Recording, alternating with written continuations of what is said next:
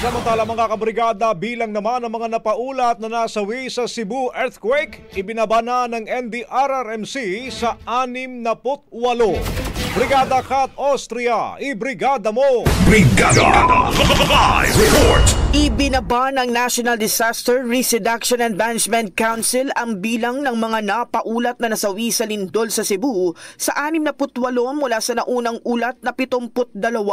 Paliwanag ng NDRRMC ang datos ay mula sa Management of the Dead and Missing Cluster na pinangungunahan ng DILG kung saan isinasagawa ang mas mahigpit na validation at accounting ng mga nasawi.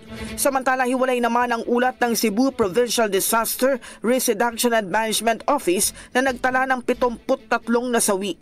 Batay sa pinakahuling datos, mahigit 366,000 katao o halos 81,000 families mula sa 106 barangay sa lalawigan ang apektado ng lindol. Sa kabuuang bilang, 1,795 individuals o 365 families pa ang nananatili sa mga evacuation centers. Naitala rin ang 559 na mga sugatan sa insidente.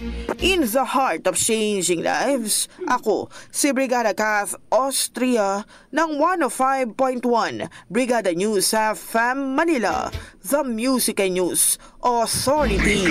Ang bahaging ito ay hatid sa atin ng Mom's Love ES1 Capsule. Simulang tuparin ang pangarap ng iyong anak. And starting now!